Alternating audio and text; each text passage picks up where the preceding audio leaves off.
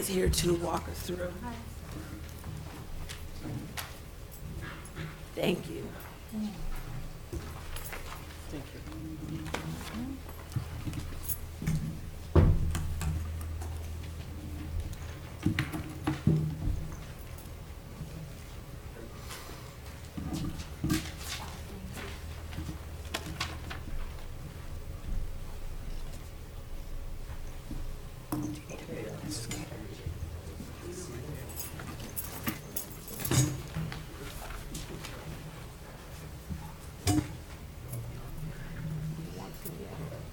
So this is the change.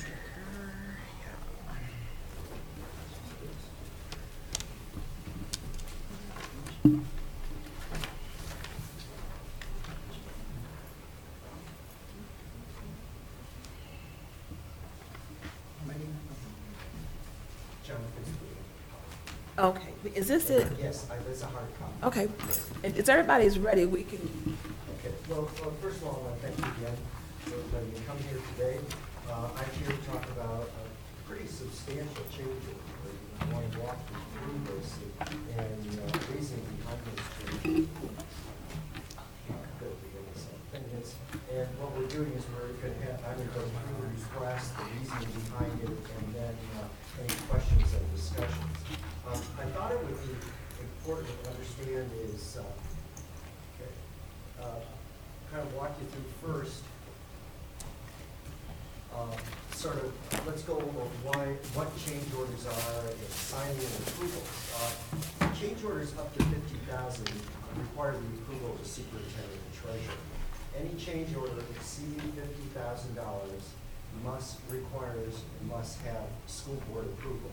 Also, all change orders besides the school district approval, we also have to have the approval of the Ohio Facilities Construction Commission, the OFCC.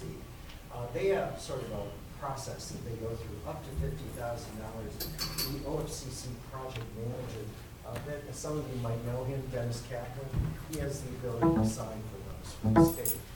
So this change order is not only signed by the district, but it will be signed by the state. Any change order that's between $50,000 to $100,000 goes to their chief of projects. That's individuals higher up in the organization. Any change order over $100,000 goes to the director of the Ohio Facilities Construction Commission. So this change order has been approved by him, by the executive director. And I think it's always important, and it's great that we have them as a partner, because they go through these also just as thoroughly as we do, but it's always great to have a second set of eyes on this. So what is this change? Well, the first thing is providing integral blinds in all the windows, and it has a dollar value. Has a dollar value of $173,413.88. What is the reason for the change? Well, this is a requirement of the Ohio Facilities Construction Commission design manual. Well, why wasn't it in the documents? Well, why do we have even this change? It was an architect omission. And the architects omitted putting this on the integral blinds in the GMP documents. Now, let me explain what integral blinds are. In schools, and this is for any co-funded school, and it's a great requirement. It's been in the Ohio Facilities Construction Commission design manual since 1999. Requires that in all classrooms, but we actually have all windows, have the blinds between the two panes of glass. Actually, these are triple pane windows. There is 2 panes that are the thermal panes, and then there's the blinds, and then there's another set of glass. There's a reason for that. Blinds get destroyed by students, staff, maintenance, they get dirty. They're very hard to maintain. And so the manual requires that, which I think is a really good decision. Well, what happened was our architects, were pretty upset about this, forgot to put them on the documents. When we approved our GMP, they didn't have the blinds. Now, you could say, yes, the windows are more expensive, but it wasn't done through a bid process, and so we probably didn't get the best price at this $177. So how are we going to pay for this? Well, we do have owner's contingency, But we are also in the process of a reduction in the architect's fee. We have been sitting down with the OFCC, and I got to tell you, this is very unusual, not a lot of projects, and Don has heard me about this. We sat them down and said to the architects, look, you know, if this was the only issue we had with the architects, I think I probably would say, well, you know, you make a mistake. But there's a few other areas that we were very disappointed in these architects. One is they changed some of the mechanical systems to systems that would have been very expensive. We had to have them change them, and that actually slowed down getting GMP3 because mechanical systems that they recommended met the standards and were efficient, but would have cost the district considerable money because they had special filters that had to be replaced every 3 months, and it would have been an extreme expense. They also were slow in getting us our documents to start the project, so we got hit with some bad weather, which was another issue. And so I sat down with the Ohio Facilities Construction Commission and Dennis Kaplan, and we said, you know, due to these unusual circumstances, we're going to require them to pay for the blinds. And so we're in the process of negotiation. And they have not said no. And we believe that, as Dennis Kaplan said, who's head of our project manager, even if they say no, we're going to hold the money back at the end. Because we feel that this is a mistake, that we could have probably gotten this for a lot less than $173,000. Now, I haven't finished the negotiations, nor with the state. I have to do this in conjunction, which is really helpful. It's helpful having the state representative as part of this. So I wanted you to also see what is the status of our owner contingency. And if you see in front of you, I put a hard copy in front of you. We have now, and we'll have this every month in your board packet, we'll show you, this is the contingency that we have for the Randallwood School.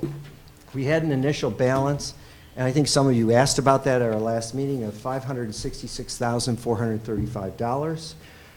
We have brought back a return of a cost savings for site logistic allowances, and that was $181,545. We're required by the state to move that money into our owner's contingency, which is smart.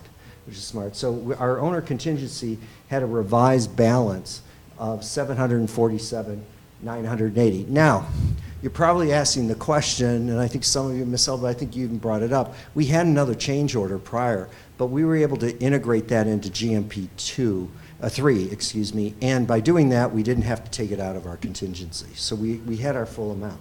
So now, you can see this log shows you all of the change orders, and if you'd like, I can go through each one for you and kind of walk you through what they are if you'd like that. But you can see all of them are small except for this one, and all of them have not been approved yet. What we do is we require the construction manager to tell us if there's a change order that may be possible. So you see how the ones that are called out estimated costs, those have not been finished. They haven't gotten the final numbers. Oftentimes they go in lower. The ones that have actual costs are the change orders that have been approved or to be approved. That is today's of the $173,000. And the ones that have been approved was, if you see there was a, this says STMH. It's actually the storm sewer manhole. The tie-in at the street, it wasn't where it was supposed to be. So there was an additional cost because they have to go a lot farther than where it was supposed to be located. And that's a normal, unforeseen condition. And that was approved by both Dr. Jolly and Dr. Rock. Then we have the exploratory. We also had to do exploration because when that happened, we also found out that the AT&T piece was not where their line is, which provides us with our data for the entire district, wasn't also located, so that was an unknown location. And then there was the canopy foundations, but if you recall, I put those into the LFI, so there isn't an extra cost for those. And then we have today's, which is the integral blinds, which you can see under the actual cost. Now, the ones that are underestimated, the reason they're still estimated because the work hasn't been totally completed. We found a little bit of unsuitable soils again under one of the foundations as they were finishing up. They predicted about 5,800. It'll probably be less. They always predict a little higher. We then have, we had the canopy foundations, which I said before. We had some tree removal. If you look at that storm sewer, we had another storm sewer where the tree was right where the storm sewer was, so we had to remove the tree. That was 800. We have these knife connections. What are RFIs? RFIs are requests for information. This comes from the fabricator and the installer of the steel. Question what they call a connection to that winged, if you're all familiar with the winged roof. The connection, what happened was that the structural drawings really weren't complete. That's okay, I mean, this happens. And so this is to finalize that dimensioning of all of that, and that was 15. Then we have technology cameras. One of the things that we found, and thanks to people like Jonathan when they were reviewing the documents, we found that there were some places on the site that the cameras weren't covering. And so we had to add more cameras in all of the areas. So now the site is 100% cameras. So there isn't a piece of that site, including the sidewalk that's next to it, that will not have a camera on it, which is really critical at a school, as you all can tell, and then also at night and whatever. We also have those basketball courts. So we added quite a few more cameras, and I think that was the right thing to do. We also had, we added motorized shades of gymnasium. As some of you are familiar when you walk through the gymnasium, those windows are way up at the ceiling. One of the things is they're gonna have a lot of light come in there. It might be distracting. It might have a lot of glare, and so it was recommended to put some motorized shades over there. So those are for the shades and the electric and the motors themselves. Then CEI. This is pretty standard. In this GMP, we did not buy this is the actual line of power that CEI puts in between the pole and our transformer. It is discounted. It's discounted by 40%, but they still get this money because they say, hey, we're installing it, we're putting that in. It's been a real bone of contention for school districts because I worked with the Cleveland schools, and John Hay was $125,000 CEI charged them to just put their power line in. But we were able to get that down. We made them say it's a new line, and when it's a new line, you get a 40% discount. There was an extension of the firewall. That was due to a code requirement, and there was no impact on the contingency. And the last one was there was a removal of unknown culvert and some utilities encountered during the water line install. They had installed in water line, they found a culvert, they found some unforeseen conditions. So that kind of gives you a sense of where we are in the contingency. And as you can see, we still have, even after all of these, we still have a remaining owner contingency amount of $456,698. Now, that will increase once we finish the negotiations with the architects. We will increase that. Our goal right now is we're looking at $200,000 is what we're asking them to give back. Any questions? As far as the blinds are concerned, so you're saying we really don't have a say in this? No, no, we don't. The state requires that. It's part of the co-funding. It's in the design manual. So what happens if one of the windows go bad, or 10 of the windows, the blind, we have to replace the windows? That's because it's expensive to replace these types of windows, right, with the blinds in them? They're pretty easy. Let me tell you the way it works. That third glass is not a thermopane. So that third glass can be removed, taken off. You can replace the blind behind it. It's a very easy maintenance. Okay. So it's funny because actually this 173 is actually for the third pane of glass and the blind. So what they're doing is it's a thermopane window. If you see them in a lot of buildings, it's 2 panes of glass with a seal between them.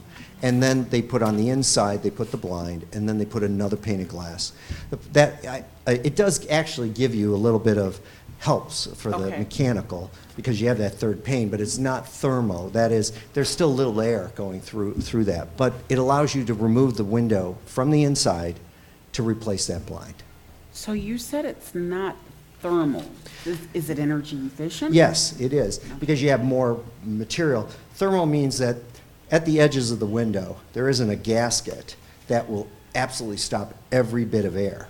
Okay. The thermopane windows actually have a vacuum between those two panes of glass. Just And- one more question. Yes, please. I'm sorry.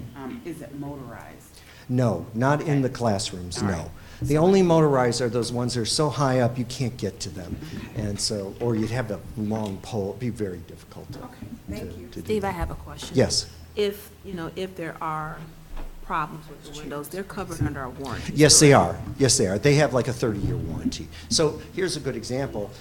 What happens if, and you've seen this, you may have seen it, it's happened in my house, all of a sudden, the window looks cloudy, the seal between the two panes of glass. Well, they have a 30-year warranty. So 30 that, year, yeah, okay. 30 year on those windows. Thank you. I didn't on my house. I had to pay the replacement. Any other questions? So I have two. Yes. Okay, so looking at your estimates and the actual cost. So even though it's 191,000 for the actual, you still haven't included this estimated of the 100,000 because give or take, it may go up, down, may stay the same, correct? No, yes, it may go up, may go Go down. down, But right. I did add the two numbers, the 100,000, the 191. If you subtract that Right. from 747, you do get 456. So the 191, I got that adding from the 10,000 to the 173. I got the 191, 247. But if you add the 100 in there, that makes that 291. And then so instead of the remaining contingency of 456 is 356, correct? No, because if you just subtract those two numbers, So the 191 and the 100 is a total of 291. And subtract that from the 747. leaves to 456. Yes. Okay, second question. These cameras that are being installed, who are they through and the maintenance fee, because you're gonna have to pay a fee on them every month to whomever they're from. Is that gonna be initial to this, or is this gonna eventually have to come out of general fund? Well, first of all, the cameras themselves have been bid out, so it's a Okay. bid. And they're actually having, they're still bidding it out, that's why they don't have the final number. Okay, but there's still gonna be a monthly fee to them? Well, no, because you have your own security. You have your own equipment, you have equipment there that will videotape, or I call it videotape, but they digitally video it. You will have that, and you'll have that let me tell you this district is not going to have someone who's going to look at every camera and at every moment.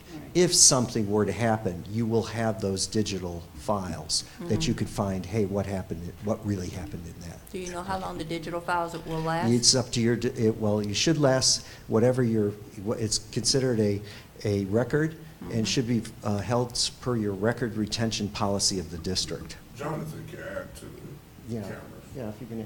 Per our board policy, we are allowed to keep it for 30 days as part of our policy.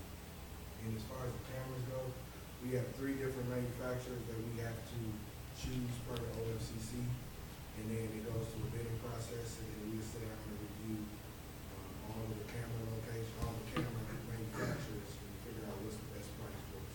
We own the equipment, there is no monthly fee.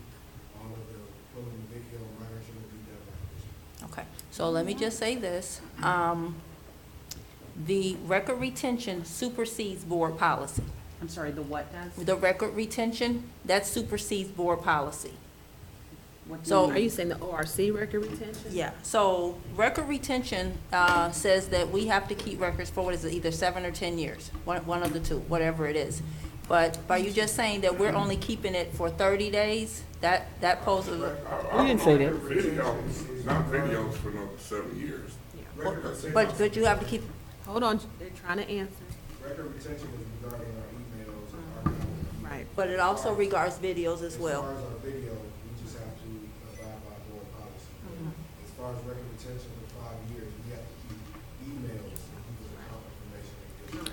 I get that, but it is an extension, and if this board policy is only 30 days, then as a board, we need to look at revisiting that. And that's the question that we should ask. And that is something that we need to look at, because 30 days, not with all the things that occur around this district, 30 days is nothing. So I think. We're doing good. I'm Yeah, we're gonna stay positive. In agreement, we're all in agreement that as a board, we do need to look at, So, extending that policy. That's what The policy period. says. Yeah, I kind of like to read the policy. So we pull it up and we can work on it. so, But there's all kinds of different records. It's not just 7 to 10 Right. years. There's ones that are 1 year, 2 years. It's a Right. whole Exactly. list of different kinds of Right. records. So that will be noted, that as we look at our policies, we'll pull that policy number up and look at the retention timeframe. So would we do that for November? Or when do you guys want Would you to like do the that? policy number? Yes, please. Policy number is 7440-01. Thank you, sir. Can I make a comment? Yes. I just want to really commend Jonathan and his team. I've worked with a lot of districts, and this actually came from the Ohio Facilities Construction Commission. They have never had a technology document that's been reviewed as well on any project they've ever worked on. With Jonathan and his team really worked very hard. They looked at everything. And he can tell you, we had a lot of follow-up meetings because we weren't getting what we needed. And I think through his hard efforts that he's done through this, you should really commend him for the effort he did. And I'm really excited about working with him on the high school, because that's even has a lot more technology involved. Thank you. Thank you. If there are no more questions on the floor for Steve, at this time, I'd like to ask someone to please make a motion so that we can approve item 2.1, the change order, and the dollar amount of $173,413.88. oh, wait a minute, I have a question. Is it the 173 or the 191? It's the 173. 173, the other three, because they were below the threshold of 50,000, were approved by the superintendent and treasurer. Right. Thank you. Madam Chair, I move that we approve a 2.1 change order for the dollar amount of $173,413.88. Second it? It's been moved and properly seconded. If there's no further discussion, Dr. Rakim, please call the roll. Mrs. Moomin, Yes. Mrs. Elba, Yes. Mrs. Gator, Yes. Mr. Freeman. Yes. Ms. Mitchell. Yes, motion passes 5-0. Thank you so much, Steve. Next on the agenda, is item 2.2. It's the facilities update. Mr. Jolly? Yes, this facilities update is centered around the Board of Education and the possibility of the options for the Board of Education.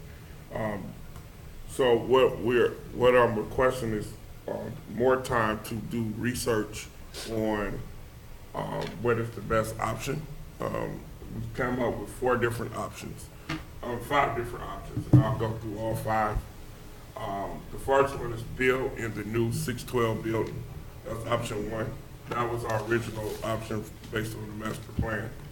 Second one is sublease the space from the city at South University. The third option is demo existing building and build new. So that's like tear down John Dewey and build new there. The fourth option is to relocate into one of our current buildings. So that'll be relocating to Eastwood, Westwood, or John Dewey. And then the fifth option is to lease space elsewhere in the district. So that's to look at another external building. What I need permission for the board is to enter into a discussion with the city. They have called and want to discuss numbers. So in the process of discussing that will allow me to have that option flushed out. In that process, we will consult with someone to get numbers about facilities around here to see if we could get an offer from somebody to see how much it costs from another building. We will have contractors look at one of our buildings to see how much it'll cost to get it up to code for the board. And then we'll have Steve and his team look at how much it costs to build new. We want to come with all 5 numbers so that the board can have an educated decision. We want to have the city's numbers. We want to have numbers from all the other ones, and do true due diligence on all 5 options. So we don't really have an idea how much it's going to cost to get a school built up to board quality. We know how much it'll cost to get a school building up to student quality, which is up to $10 million, $8 to $10 million for student quality, but not board, because you don't need as much for the board as you will for students. We need to figure out how much it'll cost if we just said, if the board elected to say tear Eastwood down and build a board from ground up. That's an option. So it takes us a little more time. It's gonna take time to get all these numbers. But we do want to actually talk to the city and see exactly what their numbers, so we can have that option and all the rest. So we think by November meeting, we can have all the information and present it to the board.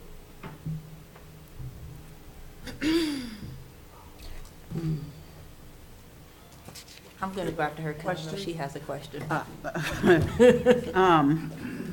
So are we still working with the same realty company? Are they still helping with this process? I'll have Roselle assisting. We have Mr. Zanoni's team assisting to gather the numbers. So I'm doing a hybrid of people. So I'd like to ask, is Mr. Zanoni's team working with us, or is he working with the city? Because he's working with both of them. Right. So what we have him doing with us is looking at our existing buildings, because he has experience with the existing buildings. He's not going outside of us, so we're using the other group, Roselle, to help us with the other items that's not internal. So that's the external item with negotiating or talking with the city. That'll be the other group that I use to consult, to go look at the other facilities around here. They're gonna do that for us. And also, That's the Roselle? Roselle, then also the current building, looking at a building, I'm gonna have them look at that too, because they have a real estate expert that's part of their team. Okay, and then one more question. So with Roselle, is it Roselle, or is Galen also a part of this project? Galen has nothing to do with this. This is Louis Atkins. She has nothing to do with it at all. And just so you guys know, the only reason I'm asking that is because I know that Galen has also done some work with the city. She's done work with us. I just want to make sure that, It's not a conflict of interest. yeah. Yeah, we, Louis Atkins, no conflict of interest at all. All right. In our conversations, again, we want the best deal for the district, not what's the best deal for the city. What's the best deal for the district? So we want to put all the money out there, so everybody know what the money is for each option. And then the board make the decision on what the board feels is best. I think we gotta do due diligence on all 5 though. And we can't get any answers from the city unless we get into a formal negotiation. So we need a lawyer there to negotiate with them. We cannot negotiate with them with just me and Dr. Rock and Brad. That's not going. Yeah, so Okay, let's I'm let gonna Michelle. go ahead. You gonna let me pick it up? Tag team, I guess. Yes. So I guess, and here's the question. The city is sublease, the city wants us to sublease. So there has to be a dollar amount in mind that they're thinking of, that they're expecting us to pay. Or they're hoping that we can pay or wishing. So it's kind of really, I'm seeing a little strange to go into a conversation about talking when you already have a dollar amount in mind. So it's almost like, What dollar amount? that's what I'm asking. That's what I'm asking. I'm saying the city. If the city wants to have talks with you and they want the district to sublease, there's already a dollar amount in mind that they're hoping that we can afford to pay. So we have to formally engage them to get the number. But I'm saying, I'm sure they have a dollar amount. I mean, even if it's not even a talk to say, we'll consider or we won't consider, there's gotta be a bottom line. Because just like you said last week or 2 weeks ago, we're talking 4,000 square feet, is that what you said? 6,000? 6,000 square feet. So there's gotta be a dollar amount, and even if the building that they're looking at, is that even 6,600 and whatever square feet? Because if that's not even in that facility, then it's almost really mute to have a conversation. Well, I disagree. I think you have to get the number. You have to figure out what the number, and then I have to bring the number to you so that you know what the number is. I'm just asking, did you know of what? I don't they know were- what the number is. We have not Okay. formally sat down with them and received an offer. Yeah, what Mr. Jolly is asking us right now, he's seeking permission to begin the discussions. He can't, it was just like when we entered in to discussion with the Highland Food Mart. Correct. We had to give him permission he and Dr. Rock to begin those conversations. They can't move forward. They're doing their part now to protect us with not protect, but look at the options that we discussed with Mr. Atkins and team 2 weeks ago. So now we're at a point to give the board a complete picture of what's going on in totality, so we can make a smart decision for option 1, 2, 3, 4, 5. He's asking permission to begin the conversation. No, I get all that. My second question. But the question wasn't sharing that, so I wanted to make sure there was clarity. Oh, my second question, you mentioned these 5, and what we said last week, what you mentioned different today, you said demoing the old building, possibly John Dewey, Eastwood, and Westwood, and building a new one. One of the conversations that we had was somebody had mentioned demoing the current admin building to redo that one. That was what a statement that somebody had made. Not so much demoing Eastwood, Westwood, or John Dewey, because then there was also stated, if we're busting at the seams, why would you tear a building down if you're busting at the seams, because where's these kids gonna go? So as part of your 5, can you make that part of the 6, because it was never part of the 5 to demo 1 to build the admin building there? Yes, ma'am. Thank you. Madam Chair, Yes. Just for clarity for Ms. Elba, part of the OFCC Facility Construction Commission, we have to come out of some of those buildings, but we have to pay them back.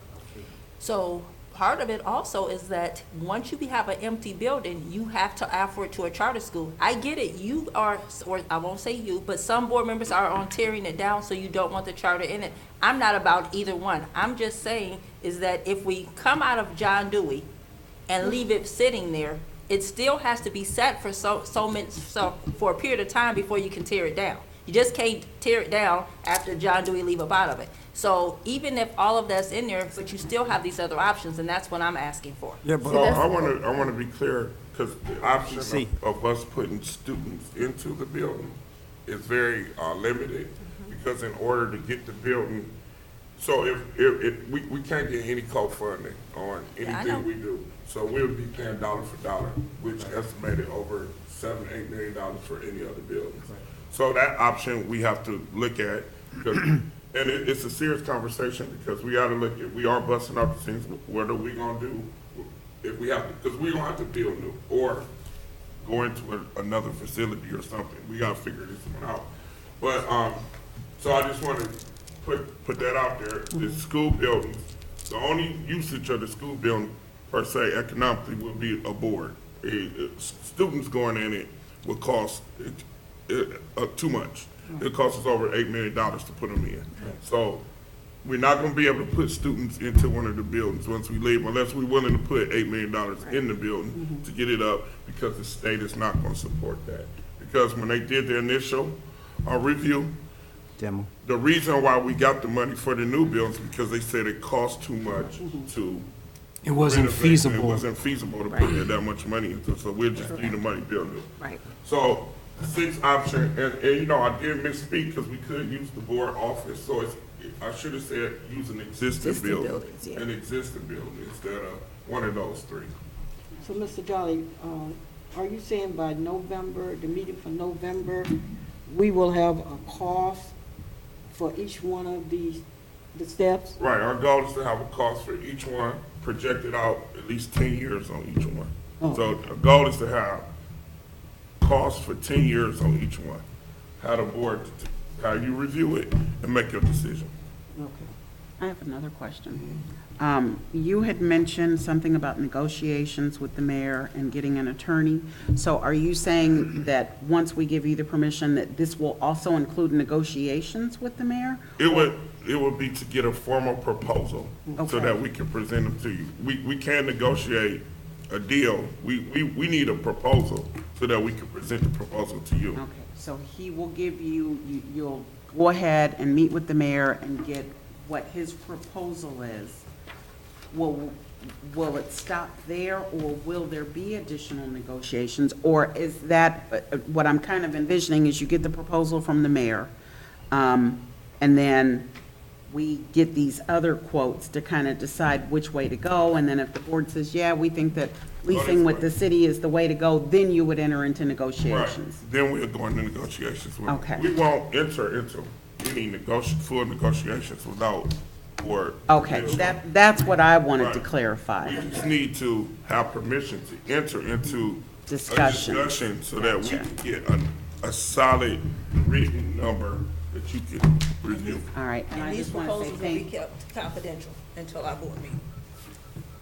Say that again? I'm asking, are they going to be kept Yeah, out? I mean, Or we, I didn't say you did. I don't leave. I didn't say you did. I'm They'll just be- asking a question. My question was, will this be kept confidential? Because if you go into a meeting and the mayor gives you this proposal, and then you find out that this building, they was gonna give you a little less, and then you wanna go down or you wanna go up.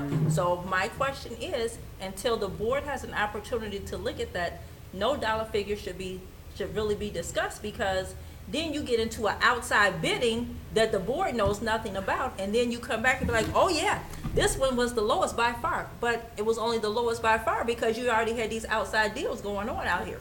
That's not what we're looking to do right now. I didn't say you weren't, So I I didn't say we think weren't. we need to stay focused on what we're doing. That is focused, The that's why number I'm will asking. So let me ask you a question. I have a question. What is the goal? Is the goal to get the best number or the goal to get any number? I think in anything that you do, you want the best number. Correct. So I don't know, and that's my question to the board. Do y'all want the best number or do you want, We want the best proposal okay. brought to the board. So with that, if in the discussion, we might hear a number that we know is not gonna fly, and we might say, that's not gonna work. Do we just take their paper, or do we say, we know that's not gonna work? If they come in and say, I'll just give a hypothetical number, 25,000 a month, it's not even worth bringing the proposal back. Right. It's not even worth it, because it's not even economically feasible for us to do it. So what I want to say is, in this discussion, we might barter back and forth to say that's too high. That's not in our budget. That's not economically feasible. To get to the number we can bring to, not negotiating, but just trying to get, because if we go buy a car and we put out the number of, you go out a car and they say 25,000 for the car, and you don't say anything, you might could have got the car for 20 or 15. You gotta say that's unacceptable. That's an unacceptable number. Not negotiating or trying to finalize a deal. Just give us your best number. That's where my request is. We need the best number from them. Because if we don't get the best number, how do we, like Ms. Elba just said, we put out this number, then it comes back politically, come back and say, oh, well, they accepted 25. Well, we didn't accept 25, but we didn't allow just the conversation to expand beyond what they initially proposed. Because we know 25,000 too much. It's not going to work. And that's what we're asking for, is just so then we could put our expertise Right. as Mr. Jolly as the purchasing agent by law, and my expertise as fiscal agent. We wouldn't, like Mr. Jolly's giving you an example, if something was proposed to us that we're not gonna recommend or stand behind, it's not even gonna hit your desk. We won't even see it. So, back to the whole conversation about the confidentiality, we really have no control over what happens with City Hall. No. I would believe that the mayor would keep this information confidential. So, the question is, who's gonna be at the table? And I hope Steve doesn't think I'm picking He's on gone. him, but, you've got Steve who's helping us and helping the mayor, so is he gonna be privy to that information also? And then take it back to, do you see where I'm I going? totally understand. Yeah. So on our part, Steve would not be at the table. Mr. Lewis. Ms. Lewis Atkins. will be at Oh, I'm the table. sorry, yes. Steve won't be at the table. Lewis, okay, Lewis Atkins will be at the table okay, for that's us. what I'm looking for. Steve will not be at the table. Sorry, Thank reversed you. this. No, I just And don't that's a great understand. question. I don't understand who all the players are, so that's why I'm asking these questions. It's not to be offensive, it's just to ask questions. So on our side, Dr. Rock, myself, Lewis Atkins, will be representing us in the discussions. Okay, That's it. all right. The part that Steve is playing is with our existing buildings. If the option, and I'm not gonna misstate it, but if we need to build out for the board building at any of the buildings that will be empty, that's where Steve is gonna come in, because he has the history with what's gonna be needed to do whatever with those existing buildings. That's it. But he That's was the only also- space he plays in. So he'll give Well, us numbers But on the he's, form. but her point is, he's still on both sides of the fence. So correct, but again, he was also there at the presentation when we toured the city, and he's the one that's saying, oh, and then we're gonna do this because this is great, and we're gonna do this because this is great, and this is why you should do it. So he was literally advocating. Oh, I understand, I was there. Yeah, so, Yeah, I we, was there. you weren't at the one we went Yeah, to, but that was. we were at the same So one. that's. So he can advocate all he We got wants. decisions, the board. It's us, and he has been limited on the space that he's gonna play in. He can't represent the city and the district. Right. That's why Mr. Jolly brought Lewis Atkins and his team on board to do this, because they have extensive experience in the real estate, commercial real estate business. So there's no way that we're gonna have anybody double billing. We have to take care of us. I just want to say at the end, I just want to bring back the best options. I'm not biased in any way, whatever's best for the district. And that's why we want to do 10 years from now. Because 10 years from now, I don't want to be the one that they're talking about made a bad deal that people are paying for 10 years from now. I don't want to be that person. So I want to bring back everything to the board, because, you know, things might be okay right now, but 10 years from now, the whole landscape changes. Right. And I don't want to be associated with something that's not successful. So I want to make sure that you have all the information you need to make the best decision. It's gotta be successful and sustainable. Right, and That's all sustainable. we ever ask for, is for you to bring the best recommendations to the Right. board, so I can appreciate what you're saying. And it's been a slow process because of the city and whatever going on over there. And then that's flushing out all the options here. Just thinking everything through to make sure that we thought of everything, so that we, and then getting the people who can do the research. None of us are real estate, agents, and we not, that's not our forte. So we gotta find the people who know it and can get us accurate numbers. So that's what our charge has been, and hopefully by the November meeting, we'll have it all together and gathered. And an unbiased view. Unbiased, just totally put it all out there and look at it and make your decision. Make the decision. So, Dr. Rock, do we have to put a motion on the floor to give you our permission to go into, just begin the conversation? That would be the Yes. most Okay, that's official. what I'm asking, because I've written it out so I can read it. I just wanted to ask. It's the board's discretion, but Right. that would be the most official. I'm down. Yep, okay. So right now, this is kind of what I've scripted. We need a motion on the floor to grant Mr. Jolly and Dr. Rock the permission to enter into discussion with the city of Warrensville Heights and expand on all 5 options for the relocation, the potential relocation of the board administration building. 6 options. I said all options. All options is what I said. Oh, I We thought you don't- said all 5 options. All options. We'll Okay. say all options. Oh, go. Want me to read it again? For me? Oh, no, anyone. Do I need to? No, I was fine with Make it. a motion, that's- Okay, I'm making that motion, so if we could have a second, please. Second. All right, it's been moved and seconded. Dr. Rock, can you please call the roll? Thanks. Mrs. Elba, Yes. Mrs. Gator, Yes. Mrs. Moomin, Yes. Mr. Freeman, Yes. Ms. Mitchell. Yes, motion passes 5-0. Next on our. There's a part 2 to There's a the part two? facilities update. We have Steve Patinsky here, from UBS, to explain how the public can purchase bonds and certificates of participation. We discussed this last meeting, and we figured it'd be smart for us to get them out as soon as possible. The date is still to be determined when we're gonna go sell the bonds and certificates. We're actually waiting for the state enhancement, credit enhancement, which lowers our interest rate. So it's at a holding point right now, but it's still good for us to have Steve come out to present on how it's gonna be, what's it called, credit, they get credit preference. Yeah, so retail order preference. That's a real quick question, though. How is the current rate environment going to impact us? Well, that should benefit us. So, Dr. Rucker, I talked about that earlier. It's gonna help you on the borrowing cost. Right, right. Has dropped significantly since I was out here in December.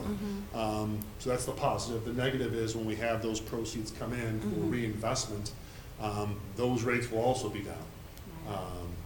So it's probably a double-edged sword. wash, yeah. Probably better in the long run for the Still a district. better environment. Better environment for the district to borrow that money at much lower rates, because the reinvestment's only gonna happen for a short period of time, whereas the bond issues will be longer dated. 35 Correct. years. Correct. So thank you again for having me back. This will be the second bond issue that UBS is gonna participate in. Yes.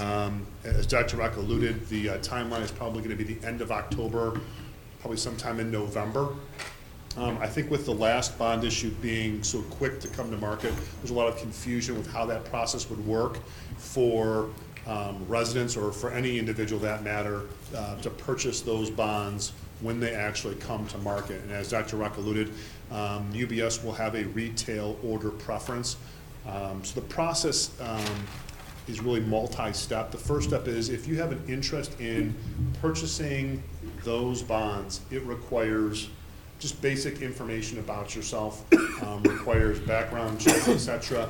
Takes about 36 to 48 hours, so a day and a half to 2 days to get that account in place. Once we have that account, we can then kind of get some general idea of, and we'll have that as soon as the deal comes to market. We'll probably have about 3 to 5 business days of where we have what we call an indication of interest. So what we'll have is we'll have preliminary deal structure. So 10-year maturity is this yield, 20-year, et cetera. At that point, once you have the account open, we can take an indication of interest or an order. And then about 24 hours before it actually goes to market, we'll get all of those orders. You'll confirm that that's actually what you indeed want to do.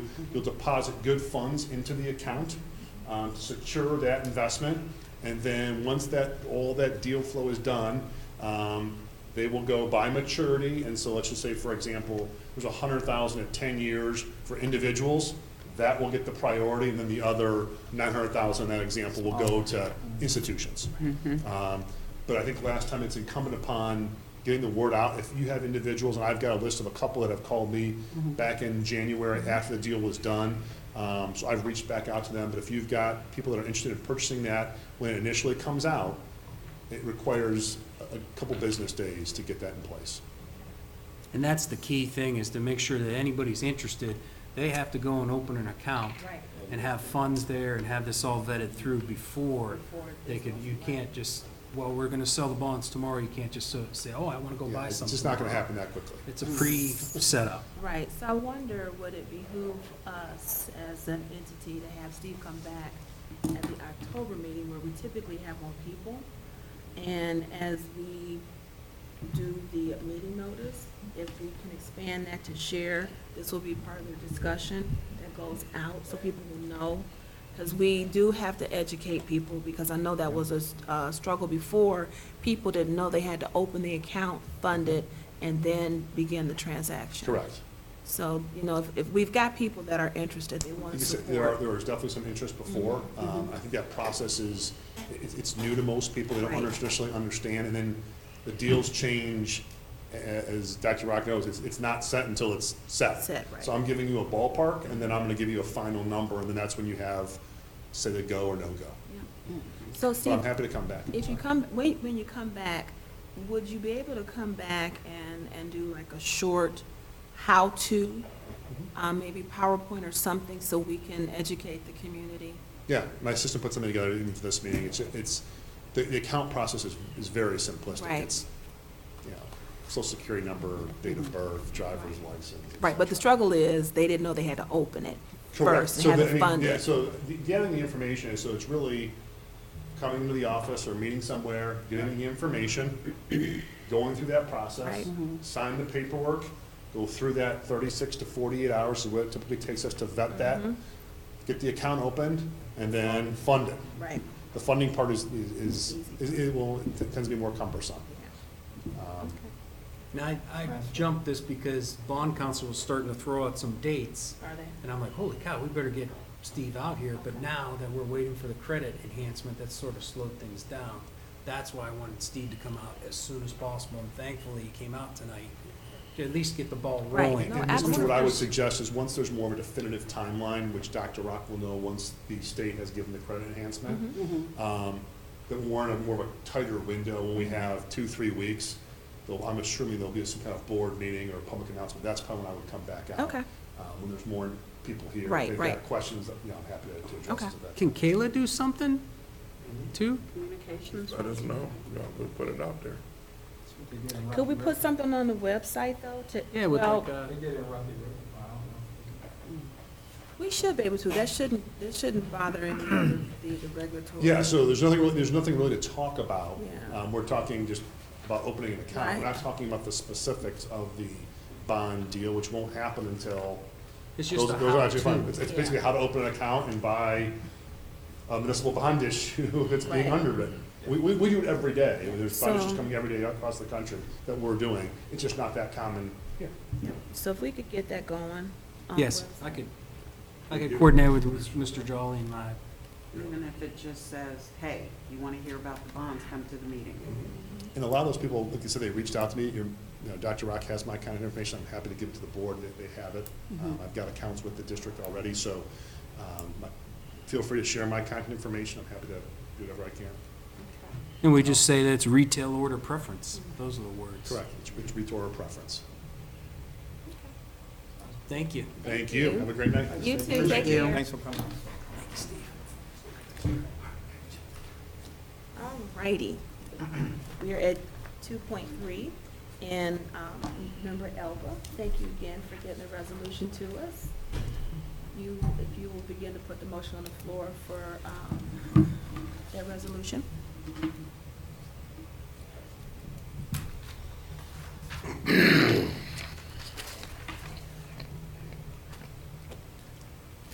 Okay, let's see here. This is a resolution to repeal Ohio School Takeover Law, House Bill 70. Whereas in violation and without appropriate input from Ohio citizens, House Bill 70, a law permitting the state takeover of local schools, was signed into law in 2015. And whereas House Bill 70 eliminates local democratic control and strips power from elected school boards which provide a democratic voice for parents and community members, influence making regarding public education, and whereas under House Bill 70, school districts are subject to takeover based on their grades on the state report cards, and whereas the issuance of grades on state report cards is fundamentally flawed, as the components of the state report card system skew results in an unfavorable manner to urban districts. And whereas data is clear that the state report card directly correlates to the socioeconomic status of the students in the district, the median annual income on average for school districts that will be taken over for House Bill 70 by 2020 is $25,717. And whereas the school districts have already been taken over or will be taken under House Bill 70 by 2020 are predominantly comprised of minority students. And whereas knowing that the state report card on which school takeovers are based is flawed, no corrective or punitive action should be taken based thereon. And whereas the school takeovers have occurred under House Bill 70, have not been successful, have not lifted up schools or communities, and in fact have caused great strife, turmoil, and insecurities among the students, employees, and communities. And whereas resulted in legal action on various fronts, and whereas the school takeover to date have in no way supported or enhanced the education or well-being of the students in those districts. When the students should be the focus of all schools, related action in the fact have caused significant disruption to the students' education, and whereas school takeover policies in this and other states have failed to raise student achievement and have created disruptions, dissension, and upheaval for students, parents, and community members. And whereas high-quality performing opportunities for all students require additional resources, including better access to health and social services, early childhood education, and academic enrichment programs, which are cornerstone of improved outcomes for Ohio's children, and state takeovers do nothing to provide these much-needed resources. Now therefore be it resolved that the Board of Education of Warrensville Heights City School District supports the complete and immediate repeal of House Bill 70 and the enactment of House Bill 154, which restores local control and focuses on the improvement of student outcomes. This resolution shall be in full force and in effect from immediately after its adoption. Thank you. May I have a second? I second it. It's been moved and properly seconded. Dr. Rock, can you please call the roll? Mrs. Gator, Yes. Mrs. Moomin, Yes. Mrs. Elba, Yes. Mr. Freeman, Yes. Ms. Mitchell. Yes, motion passes 5-0. And can I just add, so in case anybody's interested, Youngstown had a meeting Thursday because the state is now going to make a lot of changes to them as of January 1st. So, Positive changes. no.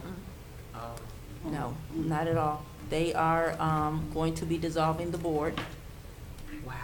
and the governor will be appointing the board members as of January 1. So Michelle, well, hopefully this is gonna stop, but was it because there was no improvement, or it's been an X number of years and now Well- that they're making those? So Youngstown was one of the first ones that was done. So, but instead of them going back to 2015, they're really going back before then. So Youngstown is trying to fight it and say that all of this really didn't start when this was enacted in 2015. For them, it really didn't start till after it. So they're trying to keep it from happening, and since they have another CEO now, so, which has caused them to hurt financially as well as academically. And so the governor is saying, well, you guys didn't improve. You're still where you're at last year and the year before, and so what you guys were doing wasn't working, so now I'm gonna bring my own board in. So they're not even gonna have an ADC anymore. They're gonna have a whole new thing, so. Yes, I did see that in the news. So the Education Senate Committee was supposed to vote yesterday on the new amendment, which is almost similar to House Bill 70. It's just, they're calling it a different Senate bill. So, Thank you. Thank you. We missed it. Thank God. Next on the agenda is item 2.4. We may have a motion on the floor to approve the out-of-state field trip for items 2.4 and 2.5. Madam Chair, I make a motion to approve the two items, 2.4 out-of-state field trip with no budget impact, fiscal impact, and 2.5 out-of-state field trip for a dollar amount of $3,630. May I have a second? A second. It's been moved and properly seconded. Board, is there any discussion? If none, Dr. Rock, can you please? Let me have I'm sorry. one question. For my brother keep on lunching. Is there a cost to this?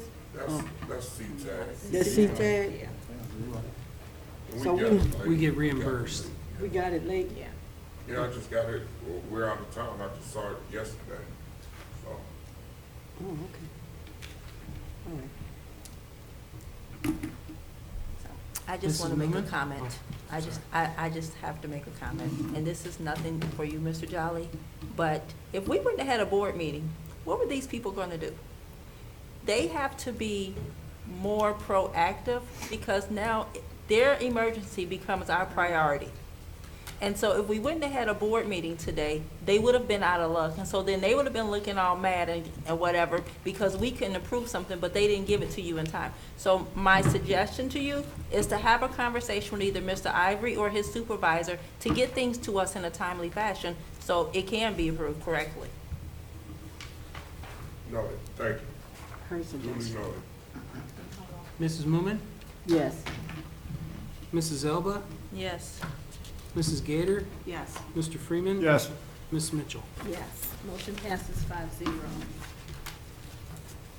All right, at this time, we need a motion to move into executive session.